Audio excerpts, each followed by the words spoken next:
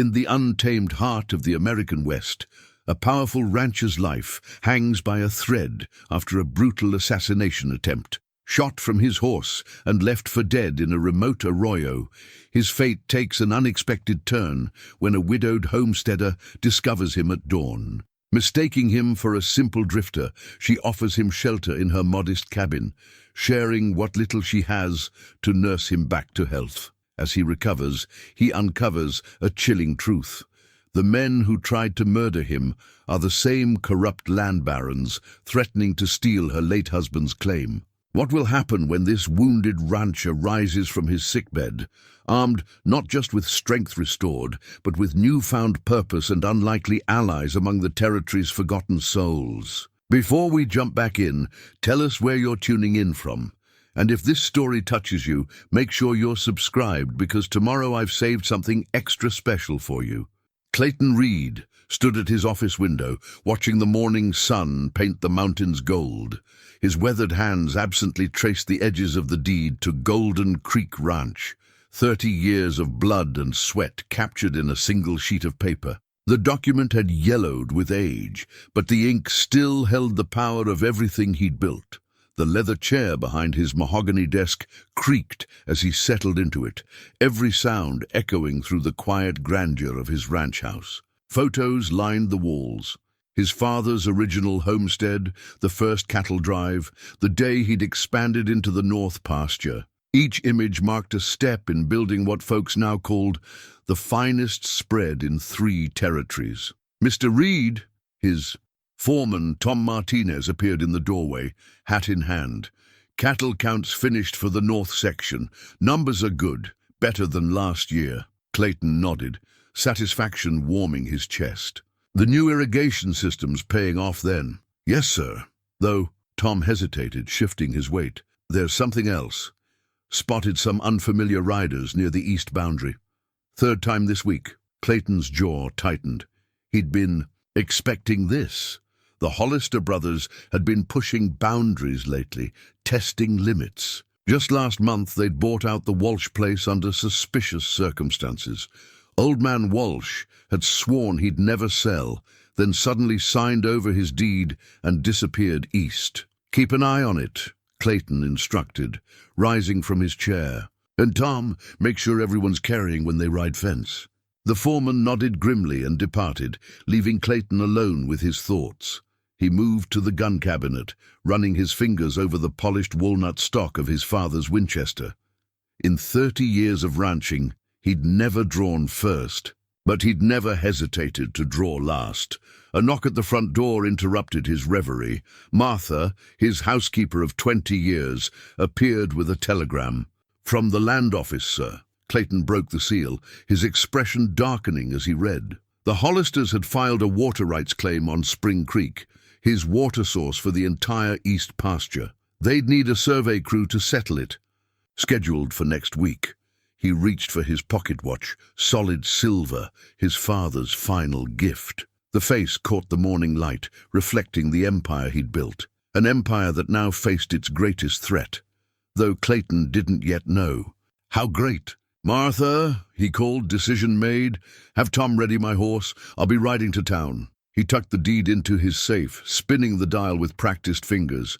And Martha, if I'm not back by sundown, she nodded, understanding in her eyes. They'd weathered storms before, this faithful woman who'd helped him build his dream. I'll send Tom looking, sir.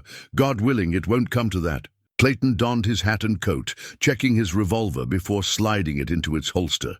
The weight was familiar, comforting. Like his father always said, in the West, a man's only worth his word and his will to back it up. Outside, his stallion stomped impatiently, sensing his master's tension. Clayton mounted with the ease of long practice, despite his 55 years. The morning air carried the scent of sage and pine, the same smell that had drawn him here as a young man. Keep things running, Martha, he called down from the saddle. I've got business to settle. As he rode toward town, Clayton couldn't shake the feeling that something was coming, something bigger than water rights and boundary disputes. The land had taught him to read signs, in weather, in cattle, in men's hearts. Today, every sign pointed to trouble.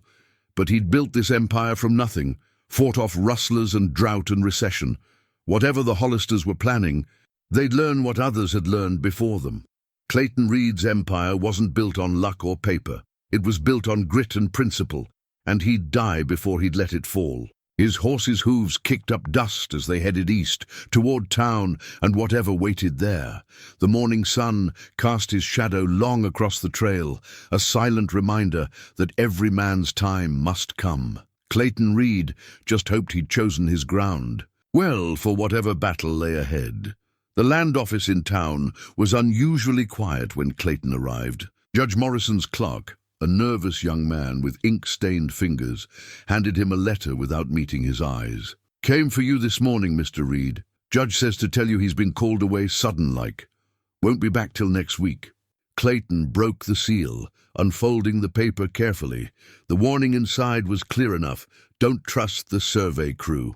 No signature, but he recognized the hand, Bill Thompson, an old friend at the county seat. Bill had never steered him wrong. "Tell the judge I'll return when he does," Clayton said, tucking the letter into his vest pocket. Outside, the street was empty, save for a few riders moving purposefully toward the saloon, faces he didn't recognize, their horses bearing unfamiliar brands. The sun had passed its peak when Clayton headed home, taking the long route through Shadow Canyon. The walls of red rock rose steep on either side, and the late afternoon light played tricks with the shadows. His horse's ears twitched forward, then back. The first warning. The shot came from above, echoing off the canyon walls. Clayton's horse reared, then staggered as a second bullet found its mark. He kicked free of the stirrups as the animal fell, rolling behind a boulder as more shots kicked up dust around him. "That's far enough, Reed!" The voice bounced between the canyon walls. "Time to settle accounts!"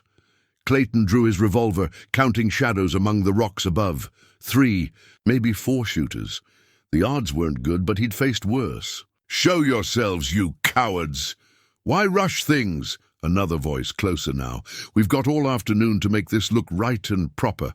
Just a sad case of a rancher getting lost, falling victim to bandits. Happens all the time out here." A bullet chipped stone near his head. Clayton returned fire, satisfied by a cry of pain above. But the victory was short-lived. His horse lay still now, blood darkening the sandy soil. Without a mount, in open country, he was as good as dead. "The Hollisters send their regards," called the first voice. "Should have taken their offer, old man. Now they'll get your water rights anyway, and your widow's spread to boot." Clayton's blood ran cold. Martha. They'd go after the ranch next. He had to warn her, had to survive. But the shooters were moving, closing in from both sides. His gun held 5 shots. Not enough. The next bullet caught him high in the shoulder, spinning him against the rock. Pain exploded through his chest, but training took over. He fired twice more, forcing his attackers to cover. Then he ran, keeping low, zigzagging between boulders toward the deeper shadows of the arroyo. More shots followed, kicking up dust at his heels. Something hot tore through his leg, and the ground rushed up to meet him. He rolled with the fall, tumbling down the steep bank into the dry stream bed below. The impact drove the air from his lungs. Above, boots crunched on gravel. "Check him, make sure he's done." Clayton lay still, one hand pressed against the wound in his shoulder. Blood soaked his shirt, but the pain told him he was alive. For now. Rocks clattered down the slope as someone descended. Clayton waited, timing his breaths, his fingers finding a fist-sized stone in the sand. When the shooter's boots appeared, at the edge of his vision, he struck. The man went down hard, but Clayton's triumph was cut short by another bullet. This one took him in the side, and darkness crept at the edges of his vision. He heard more boots on the rocks, voices arguing. Above, "He's finished. Let's get clear before someone comes looking." "What about leave him? Sun'll do our work for us. Mount up." Hoofbeats faded into the gathering dusk. Clayton tried to rise, but his body wouldn't obey. His father's pocket watch had fallen from his vest, its silver face spattered with blood. As consciousness slipped away, he watched the second hand tick steadily onward. marking time as the shadows lengthened and the desert cold began to settle in. Sarah Collins always walked the arroyo at dawn. John had taught her that, her late husband's voice still clear in memory. First lights when you spot what the night's brought in. Usually it was just strayed cattle or wind-scattered debris. This morning brought something else entirely. She saw the blood first, dark patches on pale sand, then the shape of a man, half hidden in shadow. Her hands tightened on her father's old Spencer carbine as she approached, ready for trouble. But the stranger didn't move, even when her boot scattered pebbles near his head. "Mister?" Her voice sounded thin in the morning quiet. No response. She knelt beside him, feeling for a pulse beneath his dirt-streaked collar. Faint, but steady. His clothes spoke of money, or they had, before the blood and dust. A silver pocket watch lay nearby, its face cracked but still ticking. "Hold on now," she murmured, setting aside her rifle to spread her shawl over him. "You're not dying in my arroyo." Getting him to her cabin nearly broke her back. She hitched her mule to a travois made from fence rails and John's old quilt, the one she'd kept stored away these 3 years since his passing. The stranger didn't stir during the slow journey, but his breathing held steady. Inside, she cut away his ruined shirt, working by lamplight. 3 bullet wounds, none immediately fatal, but infection would take him if she couldn't get them cleaned. She'd learned nursing during the war, watching her mother tend injured soldiers. Now those skills served again. "You're a lucky man," she told her unconscious patient as she worked. "Inch lower and we wouldn't be having this conversation." Not that they were having much of one yet, but talking helped steady her hands as she dug for the bullet in his shoulder. Hours passed. She cleaned the wounds with whiskey, stitched what needed stitching, and bound everything tight with strips torn from her spare sheets. The quilt she'd used for the travois, cleaned as best she could now, covered him on her narrow bed. She'd sleep in John's old chair tonight. Fever set in as evening approached. Sarah bathed his face with cool water, watching for signs of awareness. His features were strong, weathered by sun and years. Not young, but handsome still. In his delirium, he spoke of horses, water rights, and someone named Martha. "Easy now," she soothed when he tried to rise. "You're safe here." "The deed," he muttered, fingers plucking at the quilt. "Have to protect." "Shh." She pressed a cup of willow bark tea to his lips. "Drink this.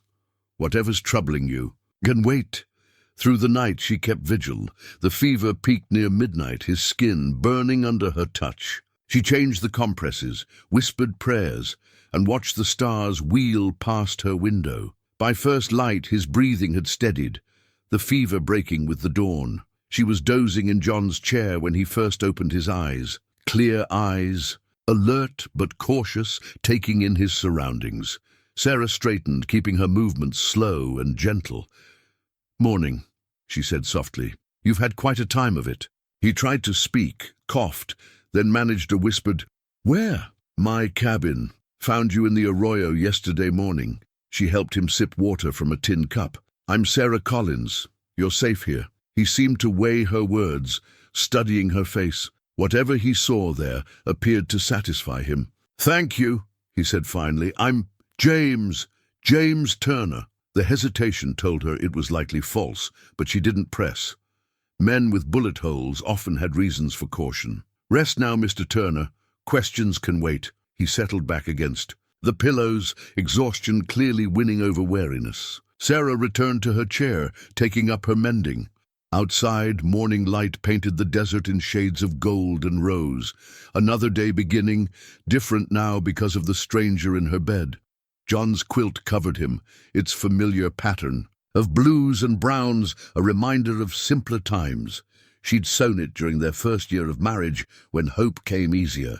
Now it served a new purpose, warming a wounded stranger who carried secrets like bullets beneath his skin. Sarah threaded her needle, settling in for another long day of watching and waiting. Whoever he truly was, whatever trouble had found him, those were questions for another time. For now, healing was enough. Days passed like molasses in winter. Clayton, now answering to James Turner, measured time by Sarah's routines. Dawn brought coffee and fresh bandages. Noon meant soup, usually bean with whatever vegetables her small garden offered. Evenings were quieter, marked by the soft scratch of her mending needle or the whisper of pages turning in her worn Bible. He learned her story in pieces, watching her work. The newspaper clipping he found while she was out tending her chickens told more. Local rancher John Collins, found dead in disputed canyon. The article was 3 years old, yellowed and creased from frequent folding. The details were sparse but familiar. Another accident that hadn't quite convinced the widow. "Your husband," he ventured one evening as she changed his dressings. "He worked this land long." Sarah's hands stilled briefly. 10 years. Built everything from scratch, including that garden you've been admiring through the window. Good land. Good enough to kill for, apparently. The bitterness in her voice was raw, honest. Though the sheriff called it a riding accident. Strange. Sort of accident that leaves boot prints around the body. Clayton kept his face neutral, though his gut churned. The pattern was clear now, the same one he'd seen with Old Man Walsh and others. The Hollister's reach was longer than he'd suspected. "They tried to buy you out after?" She nodded, resuming her work on his bandages. "Hugh Hollister himself came calling, not 2 days after the funeral. Offered what he called a mercy price for the deed. When I refused, things started happening. Cattle scattered, fences broke, feed went missing. But you stayed. John loved this land." She secured the last bandage with practiced fingers. "I'll not dishonor that love by running." Clayton watched her move about the cabin, efficient and graceful, despite her burdens. She was younger than him by a decade at least, but her eyes held the weight of hard years. Still beautiful, though, the kind of beauty that came from strength, rather than softness. "You're healing well," she observed, washing her hands in the basin.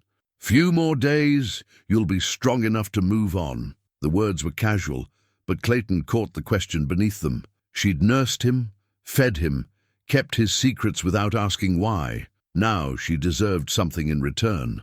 "About that," he said, carefully. "I've some business needs settling first. Men like the ones who shot me, they don't stop at one try." Sarah dried her hands, considering him. "And are you the kind of man who stops at one try, Mr. Turner?" "No, ma'am, I'm not." He met her gaze steadily.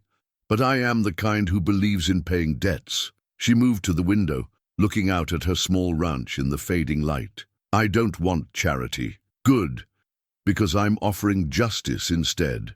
The silence stretched between them, heavy with possibility. Finally, Sarah turned back, something like hope kindling in her eyes. "Tell me." Clayton shifted carefully, sitting straighter against the pillows. "First, I need to know everything. You remember about your husband's death, every detail, no matter how small."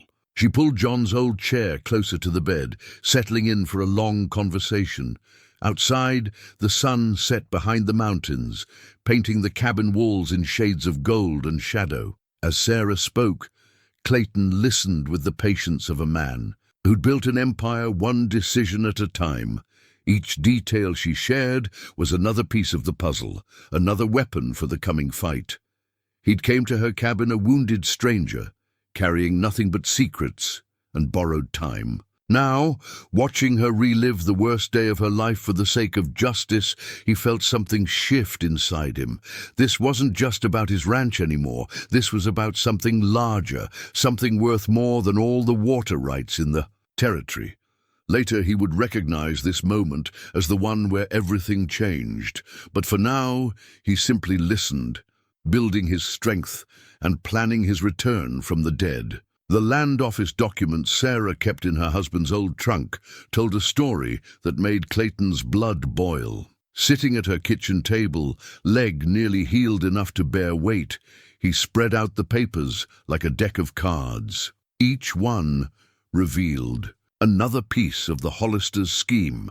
"Look here," he said, tapping a deed transfer from 2 years back, "the Wilkinson place.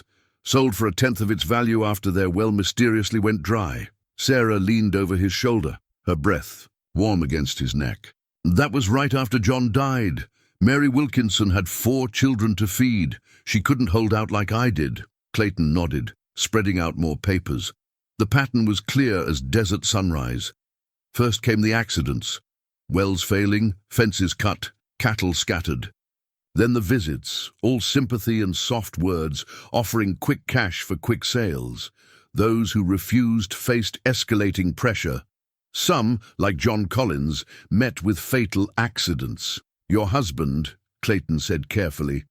He was gathering evidence, wasn't he? Sarah's hand trembled slightly as she picked up another document. He knew something wasn't right, kept copies of everything.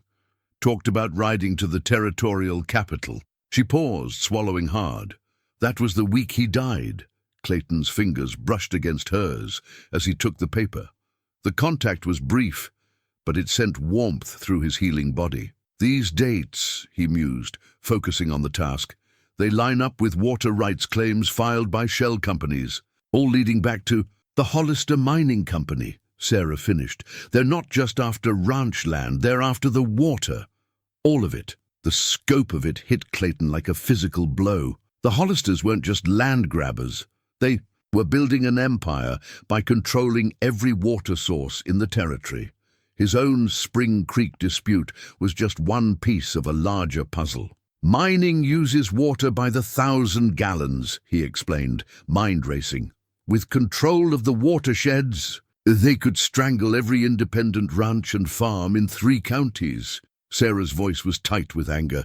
That's what John discovered. That's why they killed him. Clayton stood carefully, testing his leg. The wound pulled, but held. Sarah. These papers, they're dynamite. But we need more. Recent records, proof of the shell companies. The land office in town burned last month, she reminded him. Convenient fire, according to the sheriff. But not the only copies. Clayton moved to the window, watching the sun set behind the mountains. County seat keeps duplicates. And I know people there who'd help if approached carefully. Sarah stepped closer, her reflection joining his in the darkening glass. You're not just a drifter, are you, Mr. Turner? The moment had come. Clayton turned to face her, seeing the knowledge already in her eyes. No, ma'am, I'm not. You own land, enough to make the Hollisters nervous. I did. Still do if my people have held it together in my absence. Sarah studied him, head tilted slightly. You could have told me. Needed to be sure first, about a lot of things. He met her gaze steadily. I'm sure now. She nodded slowly, understanding passing between them. So what's our next move? The word our warmed him more than it should. I need to contact my ranch quietly. Then we gather more proof, build a case strong enough that even a bought judge can't ignore it. And if that doesn't work, Clayton's smile was grim. Then we do it the hard way. But first, he gestured to the scattered papers. We need to hide these somewhere safer than that trunk. The Hollisters will come sniffing around again eventually. Sarah's answering smile held a fierce edge. Already done. These are copies. Originals are buried under the rosebush John planted for our 5th anniversary. He always said beauty makes the best hiding place. Looking at her in the fading light, Clayton couldn't help but agree. Your husband was a wise man, Mrs. Collins. Yes, she said softly. He was. And he'd want me to finish what he started. Together they gathered the documents, their hands brushing occasionally in the gathering. Darkness. Outside, the desert wind whispered of change coming. Soon, Clayton knew, he'd ride back into town like a ghost rising from the grave. But tonight, in this quiet cabin with this strong woman, he allowed himself to heal and plan and feel something. He hadn't expected to feel again, hope. Dawn found Clayton saddling Sarah's old mare, his movements careful but sure. The borrowed clothes fit well enough. John Collins had been a bigger man, but his Sunday coat suited Clayton's purpose. He needed to look anonymous, forgettable. 2 days, he promised Sarah, who stood in the doorway wrapped in her shawl, against the morning chill. I'll be back before the 3rd sunset. She handed him a carefully folded map, her fingers lingering as they touched his. Remember the back trails I marked? The Hollister's men watch the main roads. He tucked the map inside his vest, next to his father's pocket watch, now cleaned of blood but still bearing its battle scars. Keep that Spencer carbine close, and if anyone comes, I'm just a lonely widow tending my chickens. Her smile held steel beneath its softness. Been playing that part for 3 years now. Clayton mounted, adjusting to the unfamiliar saddle. You're a lot more than that, Sarah Collins. So are you, Clayton Reed. He startled at his real name, then saw her quiet amusement. How long have you known? Since yesterday. Found an old broadsheet with your picture, back when you won that water rights case against the railroad. Her expression turned serious. Your secret's safe with me. He touched his hat brim, emotion tightening his throat. Then he turned the mare east, toward the rising sun, and the first step in his return from the dead. Tom Martinez's line cabin lay hidden in a box canyon, far from any regular patrol routes.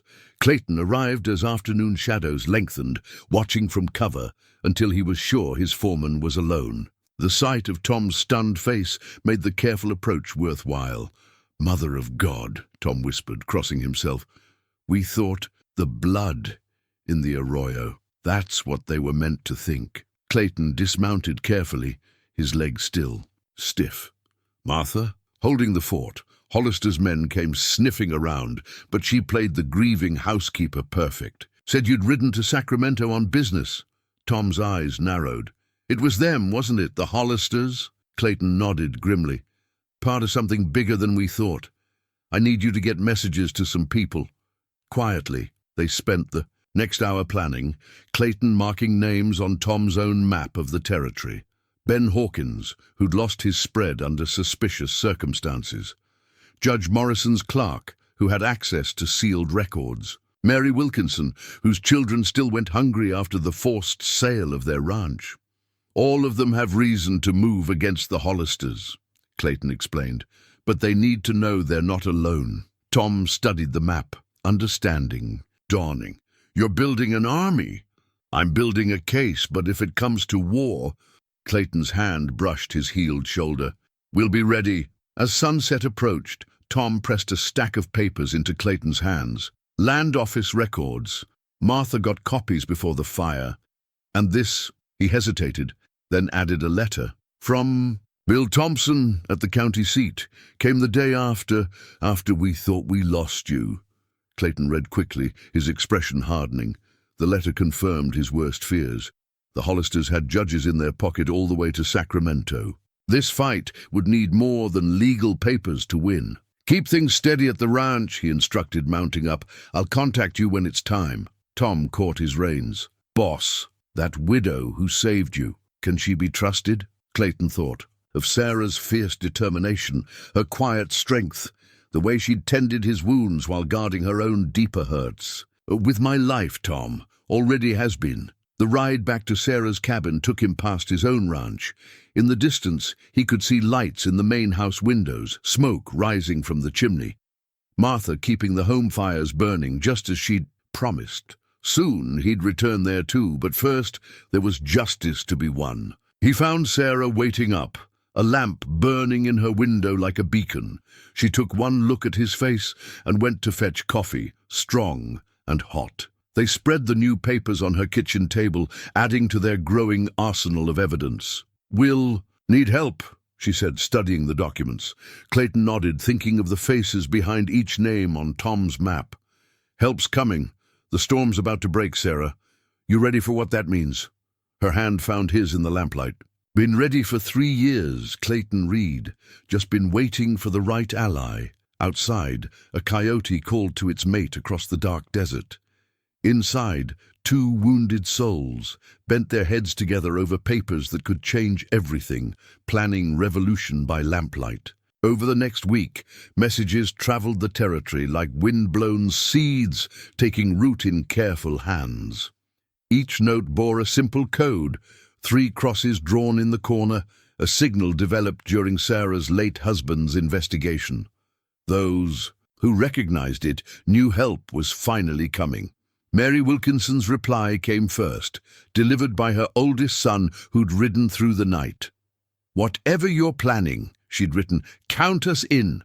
My children deserve to know their father didn't die in vain. Ben Hawkins sent no written response. Instead, he appeared at Sarah's back door one evening, hat in hand. Heard a ghost was gathering friends, he said quietly. Thought I'd see for myself. Clayton stood from the kitchen table, letting the lamplight fall on his face. No ghost. Ben, just a man who's seen enough. They said you were dead. Ben's weathered face broke into a fierce grin. Should have known better.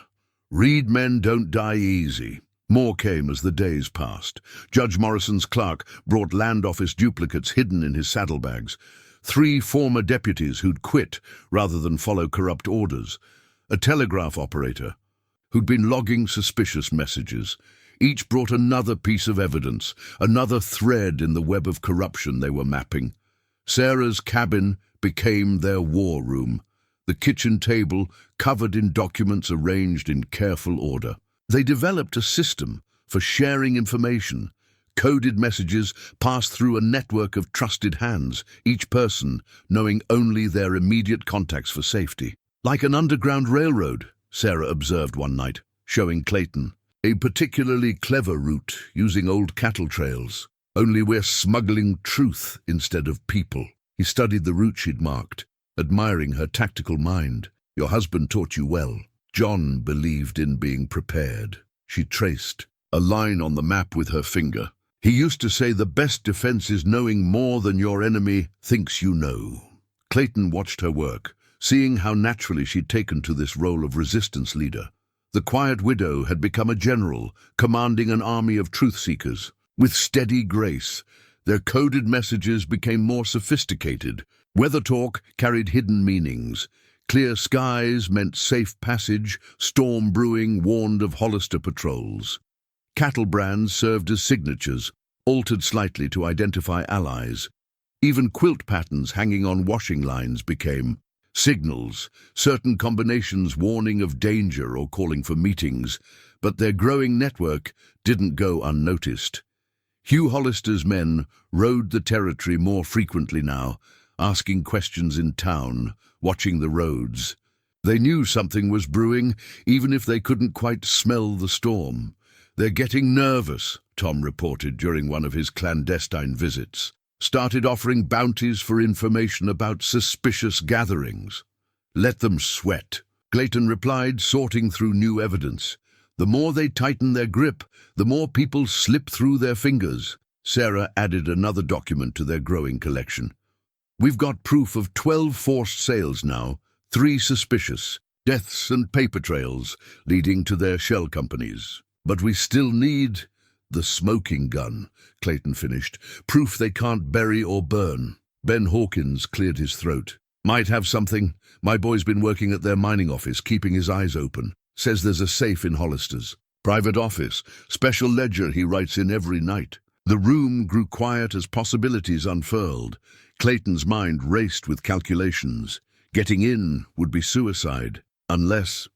Sarah's eyes lit with purpose. Unless they invited us in themselves. All eyes turned to her as she spread out. A fresh sheet of paper.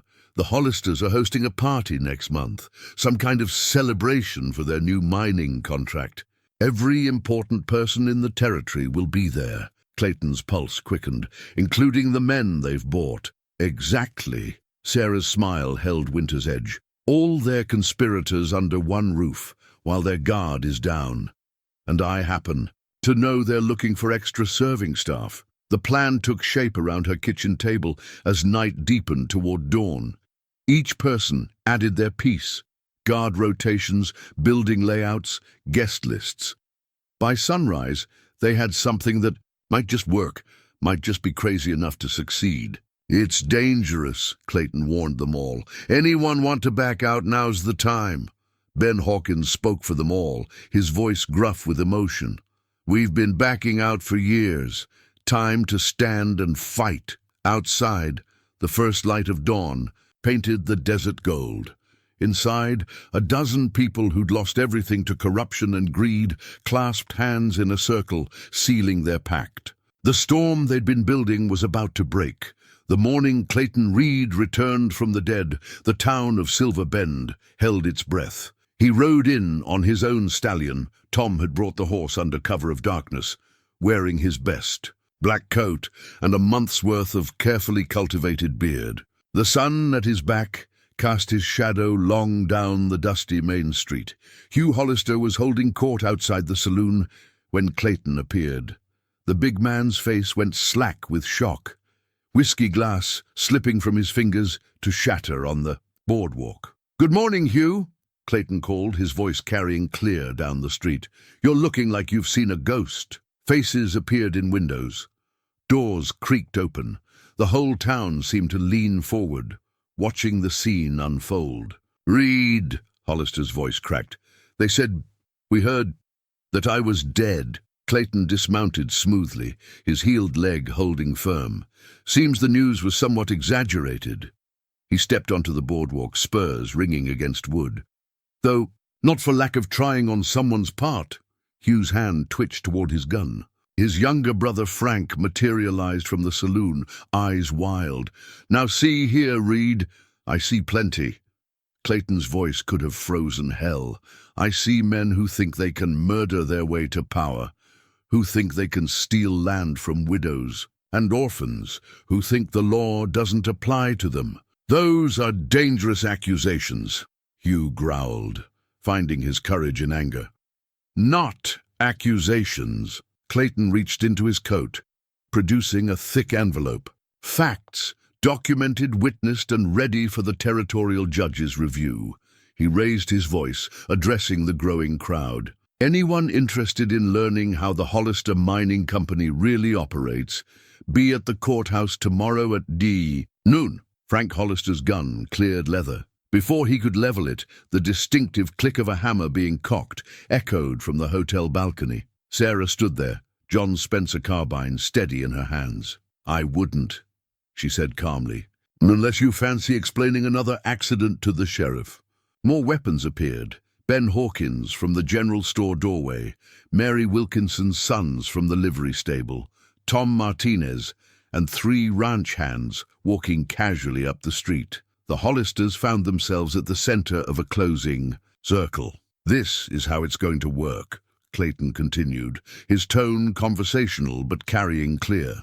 "You're going to face justice, legal justice in open court, unless you'd prefer to discuss things now." His hand rested near his own holster.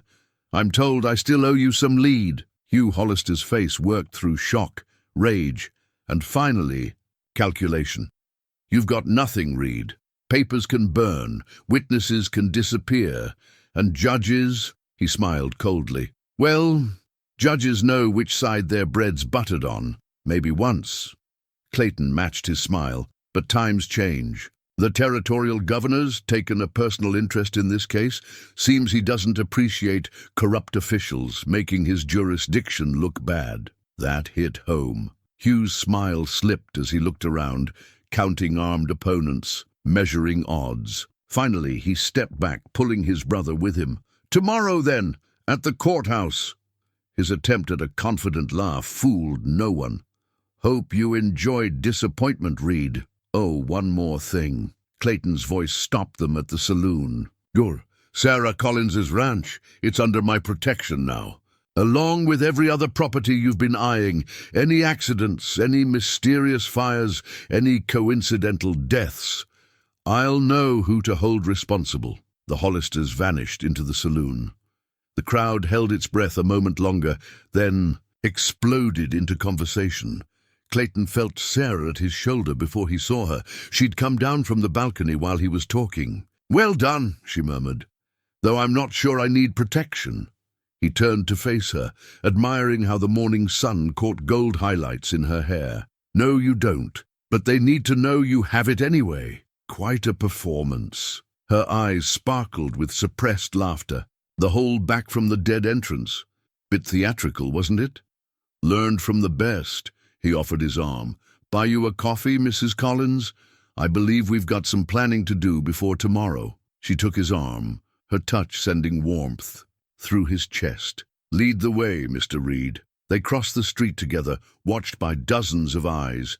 Behind them, hope and whispers spread through Silver Bend like wildfire. The storm they'd gathered was about to break, and nothing would be the same after tomorrow's reckoning. The Silver Bend courthouse had never seen such a crowd.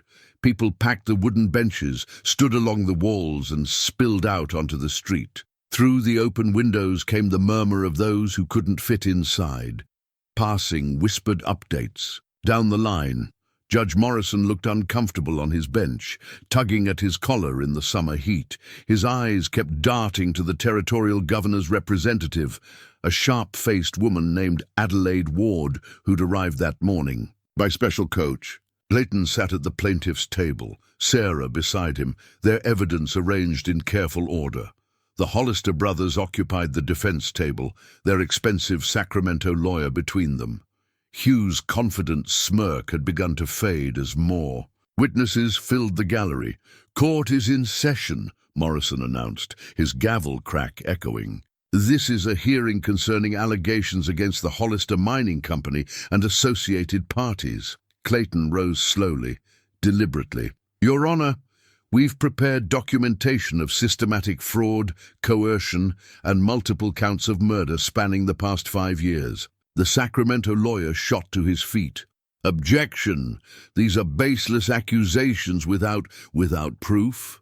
Clayton lifted a stack of papers. "These are certified copies of land transfers, showing a pattern of forced sales at fraction of value, each preceded by suspicious accidents or threats." He laid out document after document, building his case like a mason laying stones. Mary Wilkinson testified about midnight visits and mysterious fires. Ben Hawkins produced letters threatening his children. The former deputies spoke of ordered silence. But it was the telegraph operator's evidence that struck hardest. Copies of coded messages between the Hollisters and corrupt officials, arranging accidents and cover-ups. "And here," Clayton said finally, "is the proof that ties it all together." He held up a leather-bound ledger, the Hollisters' private record book, detailing every transaction, every bribe, every murder ordered, including the attempt on my life. Hugh Hollister lunged to his feet. "That's private property, stolen from my office." "Obtained," Sarah corrected smoothly, "through legal channels by concerned citizens. The governor's office has already authenticated the handwriting." Adelaide Ward nodded confirmation, her expression stern.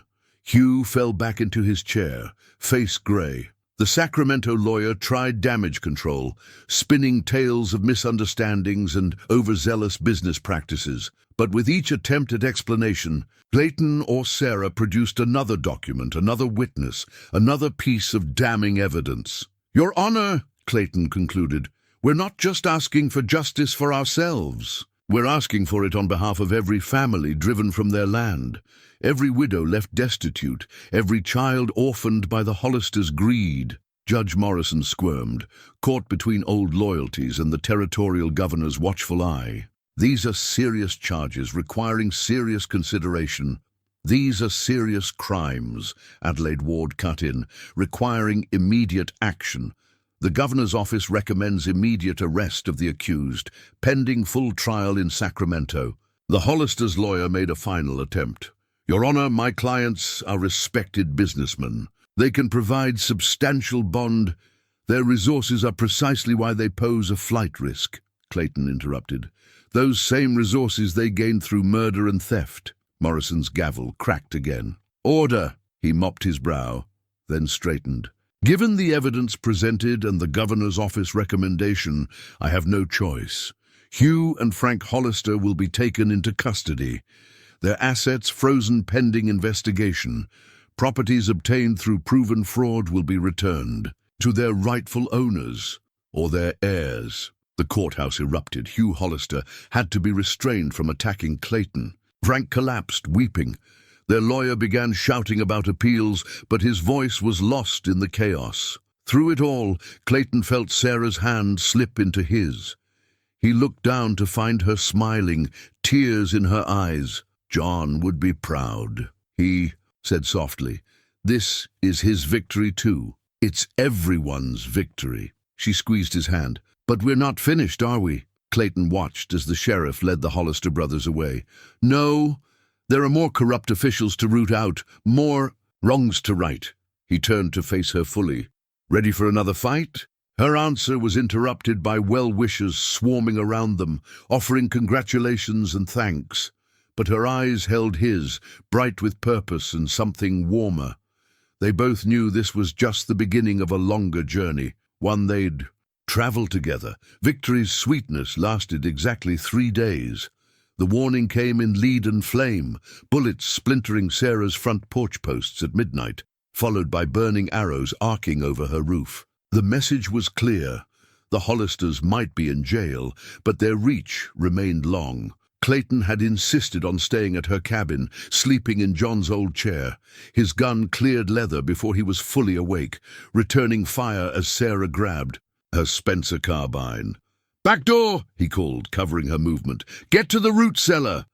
Like hell! She dropped to one knee beside him, picking off a shadow that moved too boldly against the moonlight. A cry of pain rewarded her aim. "This is my home. I'm defending it." More riders appeared, silhouetted against the night sky. The burning arrows had caught Sarah's hay barn, painting everything in flickering orange light.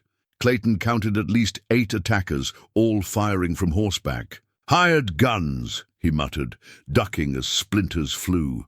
"Professional work, not local muscle." A bullet struck the doorframe inches from Sarah's head. She didn't flinch, just shifted her aim and squeezed the trigger. Another rider fell. "Getting expensive for jailbirds," she observed, reloading with practiced speed. "Someone's backing them still." Clayton's response was cut short by the thunder of approaching hooves. For a moment, he feared reinforcements had arrived. Then he heard Tom Martinez's voice ring out, "Reed, we saw the fire." Half a dozen of Clayton's ranch hands emerged from the darkness, rifles blazing. Caught between 2 forces, the attackers wheeled their horses, retreating into the night. Tom and his men gave chase, their shouts fading into the distance. "You're hit." Sarah's voice was tight with concern. Clayton looked down to find blood seeping through his shirt sleeve, a graze he hadn't even felt in the heat of battle. "Just a scratch." He touched her cheek, finding it smudged with gunpowder. "You're something else with that rifle, Mrs. Collins." "Had practice." She began bandaging his arm with a torn strip of her apron. "But this proves what we suspected. The Hollisters were just the visible head of the snake." Clayton nodded grimly. The attack was too well coordinated, too professional for jailed men to arrange. Someone with money and influence was protecting their investment in the Hollisters. Scheme.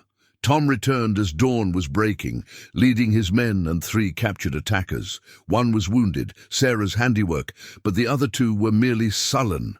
"Found these buzzards trying to hide in Box Canyon," Tom reported. "The rest got away, but—" He held up a bullet-riddled sign, its painted warning still legible. "Drop the case or drop dead." Clayton studied their prisoners. "Who hired you?" Silence. He tried again. "The Hollisters are finished. No point dying for dead men." The wounded man stirred. "Prove it. Prove they're finished." "Happy to." Sarah returned from the cabin with a newspaper. "This just came by morning stage." "Read it yourself." The man squinted at the headlines. "Hollister brothers face capital charges.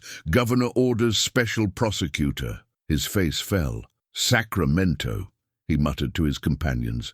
"It's gone federal." The other 2 shifted uneasily. Finally, the older one spoke. "We was hired through a fence in San Francisco, never met the real boss, but the money came from back east, some mining consortium." Clayton and Sarah exchanged looks. Eastern mining interests explained a lot.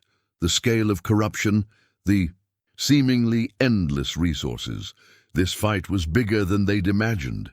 "Get them to town," Clayton told Tom. "Keep them alive, they're evidence now." As his men rode off with the prisoners, Clayton surveyed the damage. The hay barn was a loss, but the cabin had survived with only minor wounds. Like its owner, he thought, watching Sarah organize volunteers who'd arrived to help clean up. "They'll try again," she said when the immediate crisis had passed. "Maybe not here, maybe not with guns, but they'll try." Clayton wrapped his good arm around her shoulders, feeling her lean into him despite her. Fierce independence. Let them. We've got something they don't.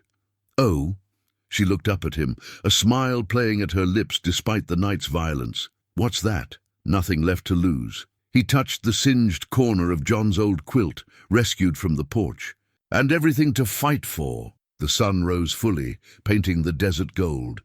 They had work to do, repairs to make, allies to warn, plans to adjust. But for a moment, they simply stood together, watching the new day dawn. The fight wasn't over, but they'd proven they could win. Sometimes that was enough. The morning after the attack, Clayton spread a fresh partnership agreement across Sarah's kitchen table. The official document looked oddly formal among the breakfast dishes and coffee cups, its legal language a stark contrast to the bullet holes in the walls behind them. "You don't have to do this," Sarah said, studying the terms. "My land's not worth the trouble it's bringing you. This isn't charity." Clayton poured more coffee, watching her face. "Your water rights complement mine perfectly. Combined, our lands could support twice the cattle, and you've proven yourself more than capable of running operations." She raised an eyebrow. "That what I am? An operational asset? You know better." His voice softened. "You're the strongest person I've met in 30 years of ranching. This partnership's about more than land." Sarah traced the edge of the document, her finger pausing at the space for her signature. "John always said I was too independent for my own good. Told me I'd have to learn to trust someone again someday." "Smart man, you're John." "Yes." She looked up, meeting Clayton's eyes. "He also said when that day came, I'd know it in my bones." A small smile touched her lips. "Think he'd approve of a ghostly business partner? I'm flesh and blood enough." Clayton shifted his wounded arm, wincing. "Got the holes to prove it." Their quiet laughter was interrupted by Tom Martinez arriving with the morning report. The captured gunman had revealed more under the sheriff's questioning. Names of contacts, details of payment arrangements, a trail leading toward San Francisco. "Governor's office is sending investigators," Tom reported. "But there's something else. Ben Hawkins rode in at dawn. Says there's movement at the mining company. Men loading wagons at night, carrying out papers, destroying evidence." Sarah concluded. "What's left of it, anyway?" Clayton nodded grimly. "Or moving it. Either way, we need to know what they're trying to hide."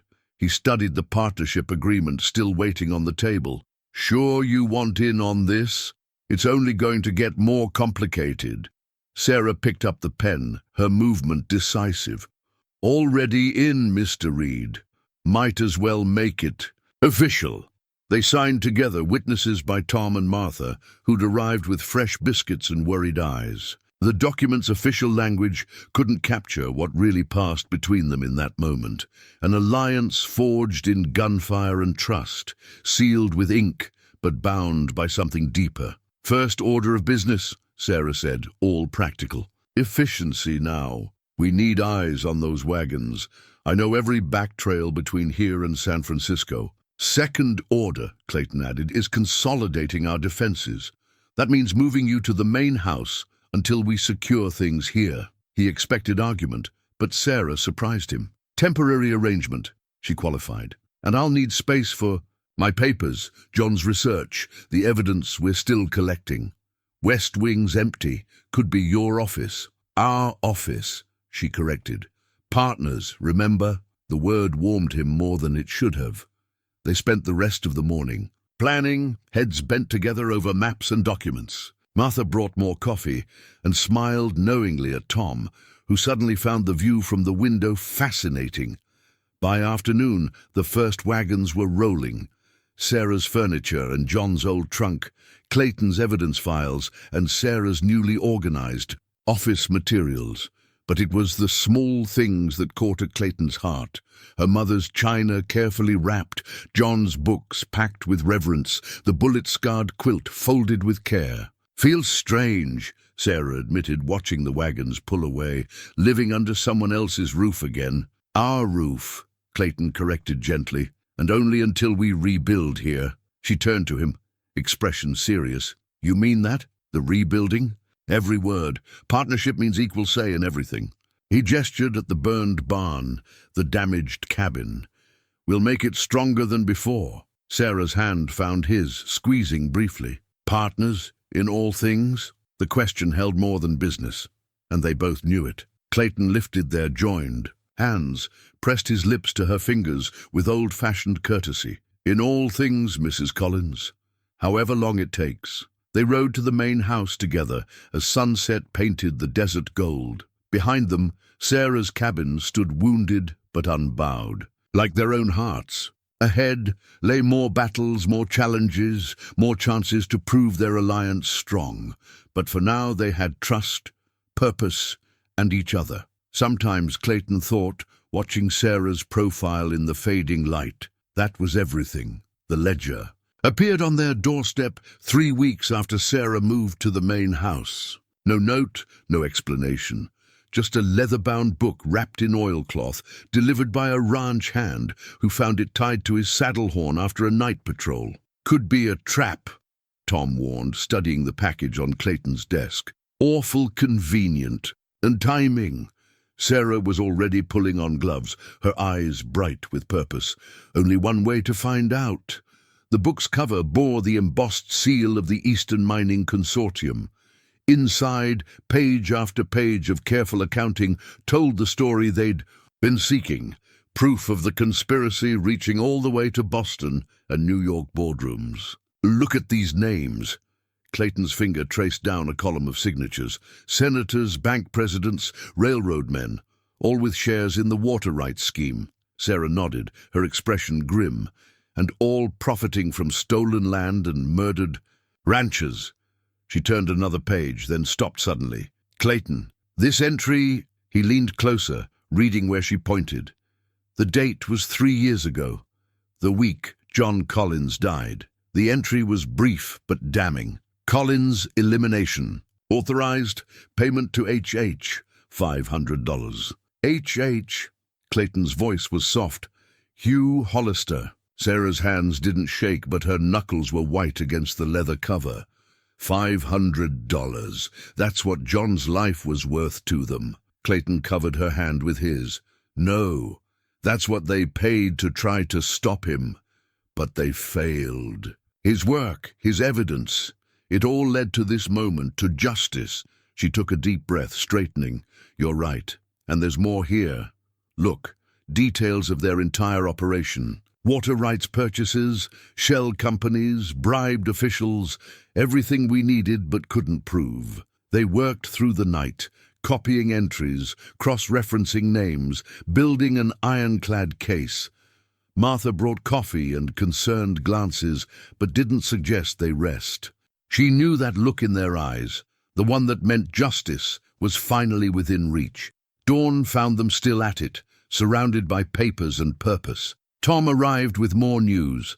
The ranch hand who'd found the ledger remembered something. A figure on horseback following at a distance. A woman, he thought, though he couldn't be sure. Adelaide Ward. Clayton wondered, thinking of the governor's sharp-eyed representative. Sarah shook her head. Mary Wilkinson mentioned her oldest girl's been working as a maid for one of the mining company directors. Said the girl had access to the private offices during cleaning. Brave girl, Clayton whistled softly, taking that kind of risk. Desperate girl, Sarah corrected. Like all of us. Sometimes that's stronger than fear. The ledger's final pages held something else. Notes about urgent telegrams, contingency plans, a growing panic among the conspirators. The Hollisters' arrest had shaken their confidence. Now they were liquidating assets, preparing to abandon their Western ventures. They're running. Clayton's satisfaction was fierce. All that power, all that money, and they're running scared from the truth. Sarah was already drafting telegrams, her pen flying across paper. Governor's office. First, then the federal marshal in Sacramento. That special prosecutor they assigned to the Hollisters will want this immediately. Clayton watched her work, admiring her efficiency, her determination, her everything. We're really going to win this. She paused, looking up at him with a smile that made his heart skip. Did you ever doubt it? Not since the day you found me in that arroyo. Their eyes held, something electric passing between them. But there was work to do first. Justice to secure. The rest The rest could wait.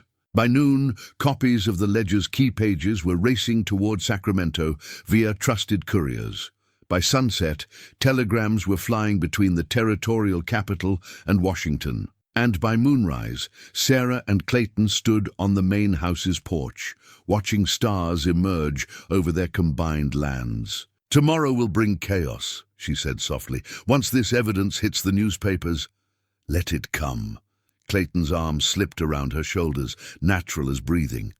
"We've got truth on our side now, documented, undeniable truth." She leaned into him, just slightly, and each other, he agreed, his heart full of something that felt like dawn breaking. Always that. Behind them, the house glowed warm with lamplight and purpose. Before them stretched the desert, vast and full of possibility. And between them, in that quiet moment, grew the certainty that they could face whatever tomorrow brought, together. Dawn painted the study walls gold as Clayton and Sarah reviewed their battle plans one final time. The ledger sat between them, its secrets now protected by multiple copies scattered across 3 states. Tomorrow, the special prosecutor would present their evidence to a federal grand jury in Sacramento. "Signal riders in place?" Sarah asked, marking positions on their well-worn map. 3 men at each relay point. Clayton touched the marked locations. "Any trouble, we'll know within the hour." Tom Martinez entered, his expression tight. "Wire from Ben Hawkins. Mining companies bringing in more guns. 20 men at least coming in from California." "Expected that." Clayton nodded grimly. "They'll try to destroy the evidence before it reaches Sacramento. Or us with it." Sarah studied the map, mind working. "They'll watch the main roads, but there's an old Apache trail through Devil's Canyon. Narrow for wagons, but horses could make it. Known to locals? Only to those who've lost cattle there." A ghost of a smile touched her lips. "John showed me once, said it might prove useful someday." Clayton squeezed her shoulder gently. "Smart man, your John." "Yes." She covered his. "And with hers, he'd approve of how we're using his knowledge." Martha appeared with coffee and news. The governor's men had arrived in town, preparing for tomorrow's evidence transfer. With them came Adelaide Ward, bringing federal marshals and a steel-hard determination to see justice done. "Time to set the last pieces," Clayton said, rising. "Tom, get word to our people. Anyone not directly involved should clear out tonight. No need for extra targets." Sarah was already writing notes, her pen scratching quick and sure. "Mary Wilkinson's oldest boy can take the South Relay. He's young, but he rides like the devil. And twice as smart," Clayton agreed. "Ben's men will cover the north approach. That leaves the canyon route to me." Sarah's tone brooked no argument. "I know it best, and they won't expect a woman." Clayton started to object, then saw the look in her eyes, the same look she'd worn facing down gunmen on her porch. "Partner's prerogative?" "Exactly." She sealed the last note with a firm press. "Besides, you'll be too busy playing target in town." He couldn't argue with the logic. The conspirators would expect the evidence to move with him, the obvious protector, the public face of their resistance, while their hired guns watched. Him, Sarah would slip through Devil's Canyon with the real ledger, making for Sacramento under cover of darkness. The rest of the day passed in careful preparation. Horses were chosen for speed and sure-footedness, weapons cleaned, loaded, distributed to trusted hands. Maps memorized, then burned. Nothing could be left to chance or enemy discovery. As sunset approached, Clayton found Sarah in John's old study, now their shared office. She stood at the window, watching shadows lengthen across the land they'd fought so hard to protect. "Having doubts?" he asked softly. "Not about tomorrow." She turned to face him, her expression thoughtful. "Just thinking about changes. How life takes turns you never expect. Regrets?" "No." Her smile warmed him like morning sun. "Just grateful. For John's wisdom that led us here. For your strength that helped us fight. For—" She hesitated, then continued softly, "for second chances at happiness." Clayton's heart thundered like hoofbeats. He stepped closer, drawn by something stronger than gravity. "Sarah, I know." She touched his cheek gently. "After tomorrow, after justice is done, we'll have time then." He caught her hand, pressed his lips to her palm. "Promise me you'll be careful. Devil's Canyon's no place to ride at night, Apache. Trail or not, promise me the same. Those hired guns won't care about justice or right." "I promise." He held her gaze. "I've got too much to live for now." Their moment was interrupted by Tom, bringing final reports. Plans to review, positions to check, 1,000 details demanding attention. The sun set in fire, promising weather fare for tomorrow's ride. Later, watching Sarah check her saddle one last time, Clayton felt certainty settle in his bones. Whatever tomorrow brought, they'd face it as they'd faced everything, together, even when apart. Partners in all things, just as they'd promised. The night deepened toward midnight, stars wheeling overhead. Soon they'd separate, each to their task, carrying hope and determination into darkness. But for now, they shared one last cup of coffee, letting silence say what words couldn't yet speak. Clayton Reed rode into Silver Bend at high noon, the summer sun beating down like judgment. The street had emptied, townspeople retreating behind. Locked doors and shuttered windows. Only dust devils danced in the spaces between buildings, spinning tales of what was to come. He made a show of checking his saddlebags, letting the watching eyes see his careful handling of a leather portfolio. Empty, of course. The real ledger was already miles away, cradled in Sarah's saddlebags as she traced John's hidden trail through Devil's Canyon. But their enemies wouldn't know that for hours yet. Adelaide Ward met him on the courthouse steps, her formal Eastern dress incongruous in the desert heat. "Right on time, Mr. Reed. Though our friends appear to be running late. They'll come." Clayton dismounted slowly, making himself a target. Too much at stake for them not to. The first shot came from the saloon roof, a warning deliberately wide. Clayton didn't flinch, just turned to face the shooter. "That the best you can do, boys? Shooting at an unarmed man in broad daylight?" "Drop the saddlebags, Reed." The voice was unfamiliar, one of the California guns. "Nobody needs to die today. Nobody needed to die 3 years ago either." Clayton's voice carried clear down the street. "But that didn't stop you killing John Collins, or trying to kill me." Movement caught his eye, men emerging from shadows, taking positions. He counted 12, maybe more. Professional killers, not local muscle.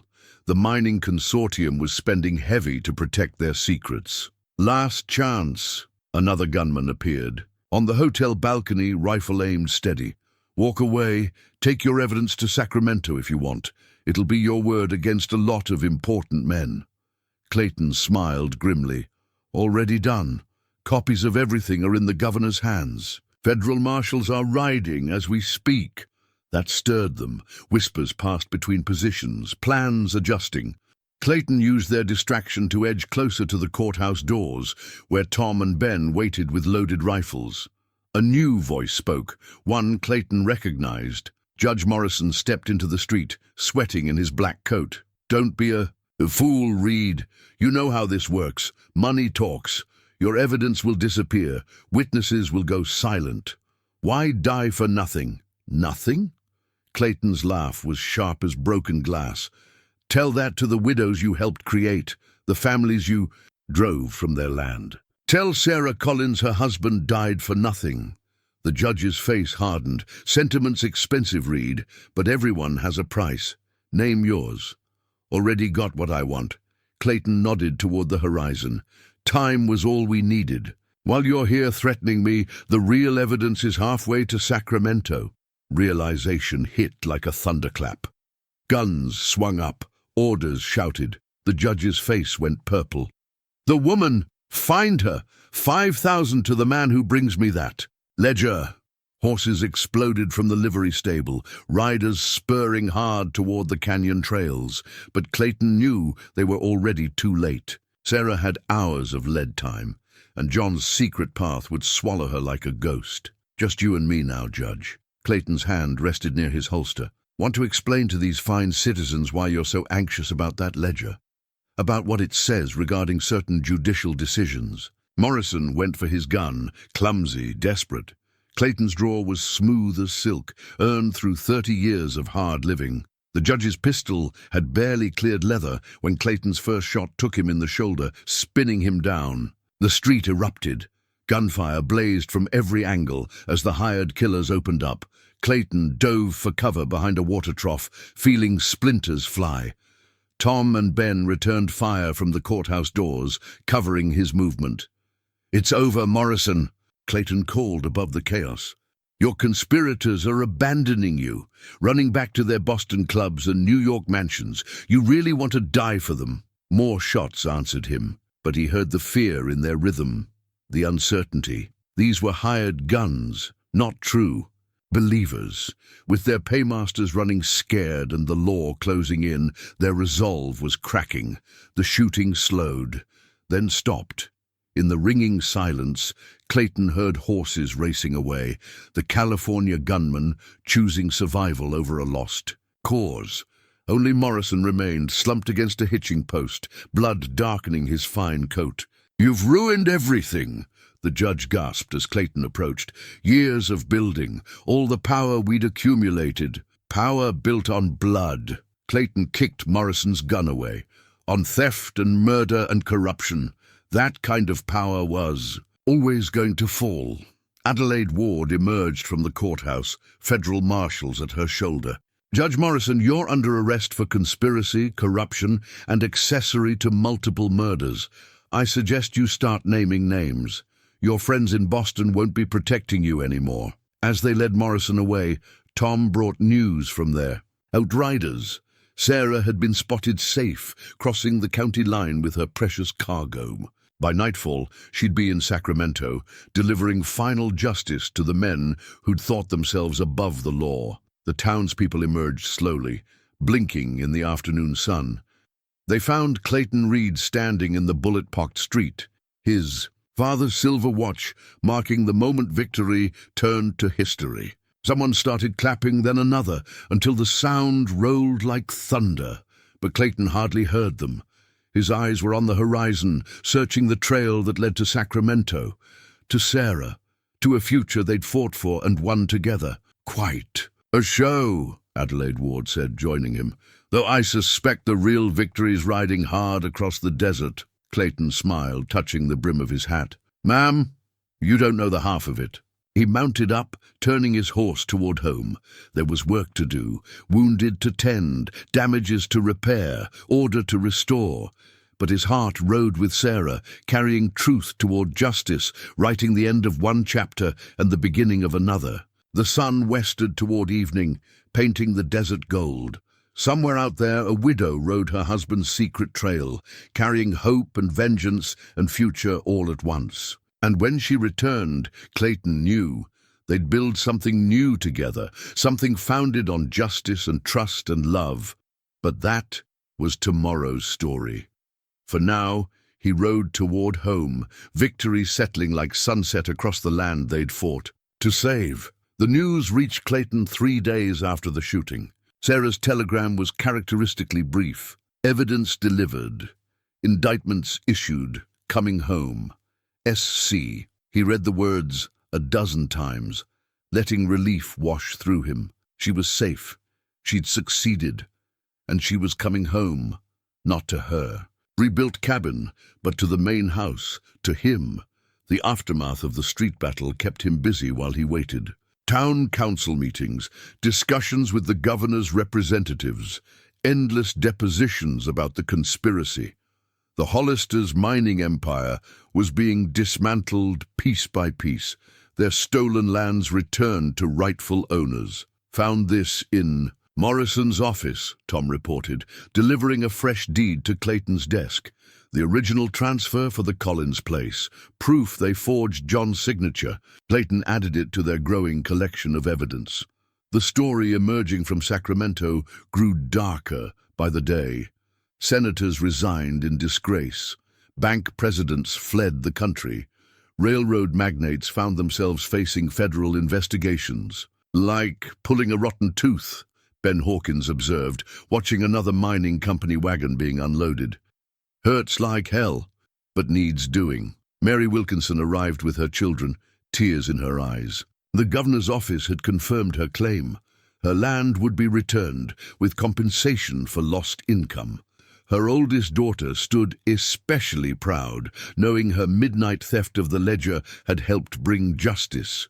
"Don't know how to—" "And thank you," Mary began, but Clayton stopped her. "Thanks, Sarah Collins," he said softly. "She kept faith when the rest of us nearly lost it. And thank your girl here. Bravest thing I've ever seen, stealing that ledger."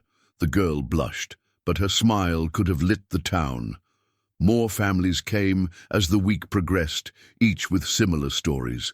Land restored, dignity regained, hope rekindled. Clayton helped where he could, but his eyes kept straying to the road from Sacramento. He was in the study when he heard hoofbeats in the yard. Tom's whoop of greeting told him all he needed to know. By the time he reached the porch, Sarah was dismounting, trail dust coating her clothes, but victory shining in her eyes. "You're late," he said, drinking in the sight of her. "Had to make sure it stuck." She handed her reins to Tom. 27 indictments.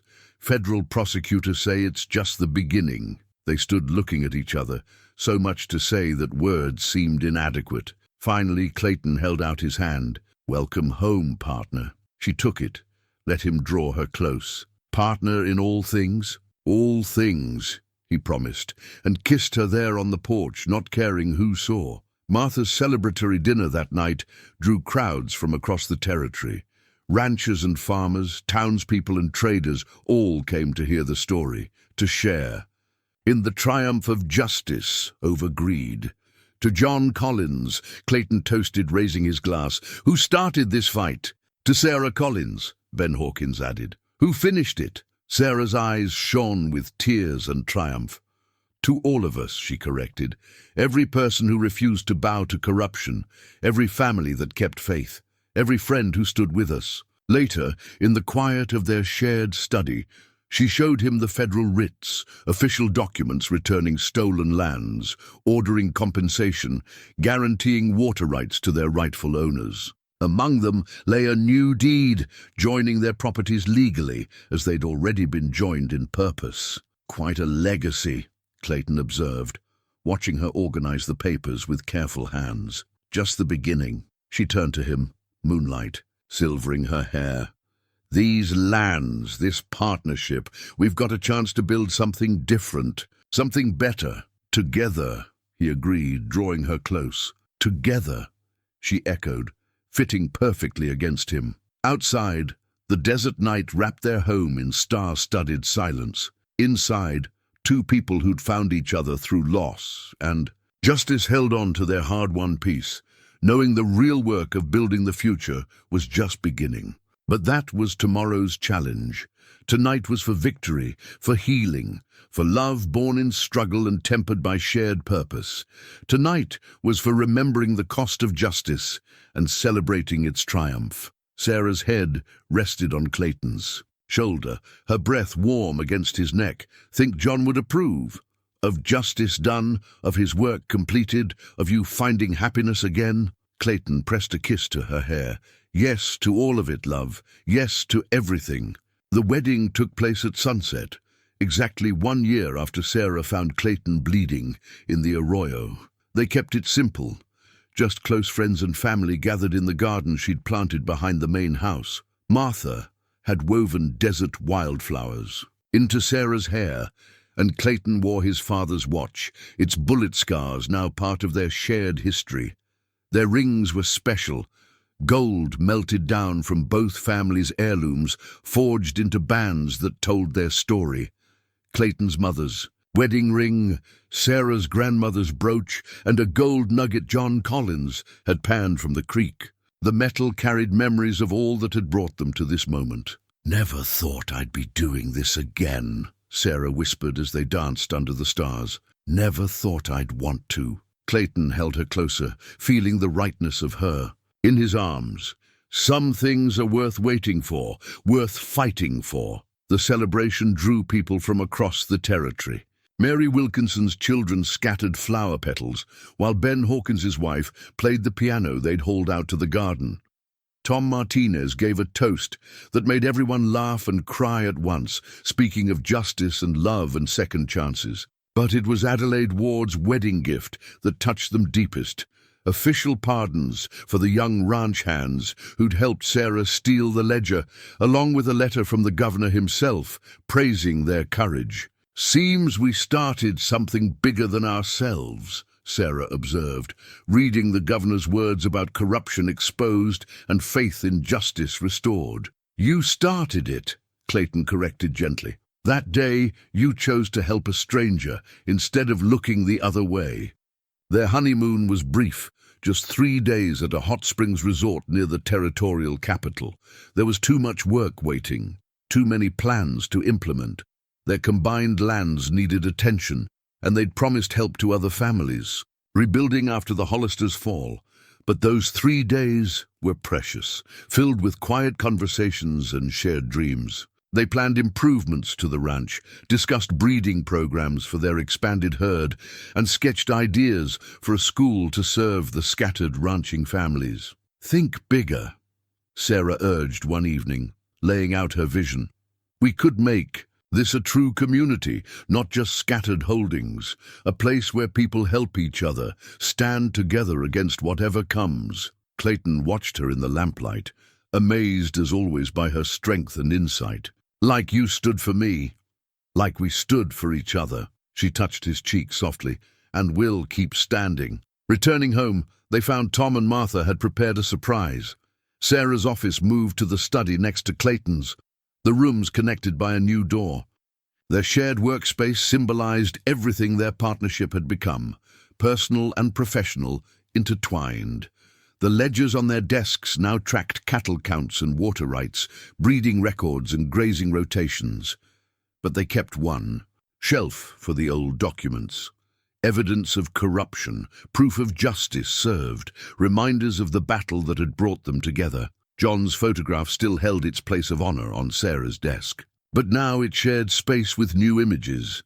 Her wedding picture with Clayton, group photos of their growing ranch family, snapshots of celebrations and everyday moments. "He'd be proud," Clayton said one evening, finding her looking at the old photo, "of everything you've built." "Everything we've built," she corrected, leaning back against him.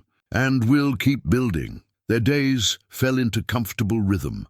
Dawn rides to check the herds, meetings with neighboring ranchers, shared meals and quiet evenings. They worked as one, each complementing the other's strengths, their partnership a model for the community they were creating. The garden Sarah had planted flourished, desert wildflowers mixing with cultivated blooms. Like their love, it combined the wild and the tender, the sturdy and the sweet. Clayton often found her there at sunset, touching the petals of John's roses, her face peaceful. "Regrets?" he asked once, holding her from behind. "Not one," she answered firmly. "The past is honored, but the future—" She turned in his arms, smiling up at him. "The future is ours to shape." As if to prove her words, new life stirred beneath her heart, their first child growing strong, another beginning in a season of fresh starts. They would name him John if it was a boy, or Rose if it was a girl. Either way, the child would grow up knowing all their stories, of justice and courage, of love lost and found, of two people who found each other in darkness and built something beautiful in the light. 1 year later, Clayton stood in his study, watching Sarah rock their infant daughter in John's old chair.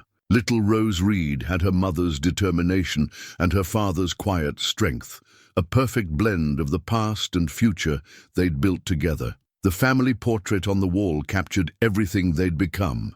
Clayton and Sarah seated together, Rose cradled between them, their extended ranch family gathered around.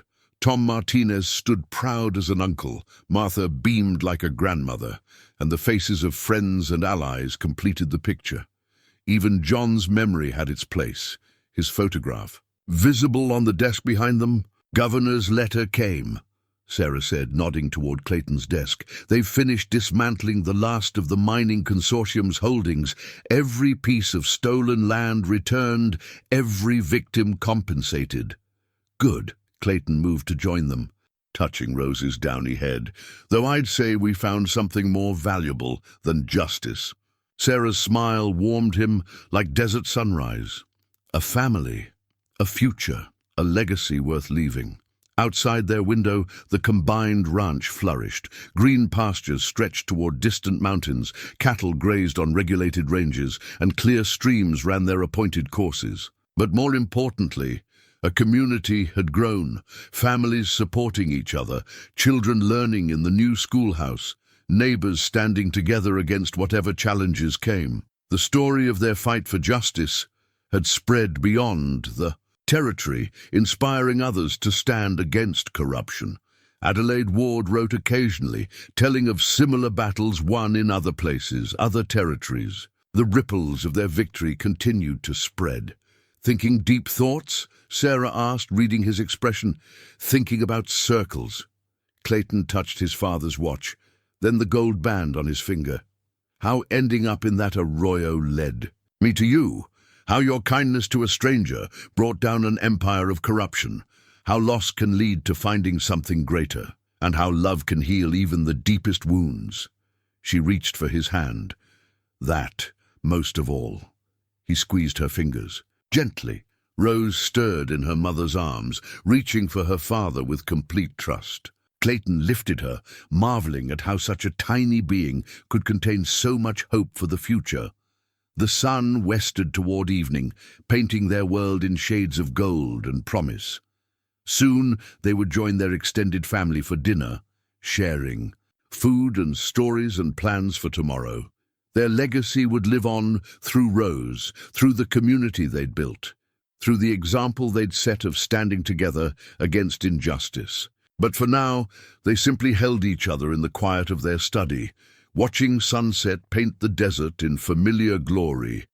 Everything that mattered was right here, love and justice, past and future, all the circles closing into one perfect moment of peace. "Ready for whatever comes next?" Sarah asked softly. Clayton kissed her, then their daughter, his heart full of gratitude for every step of the path that had led him here. "With you, always."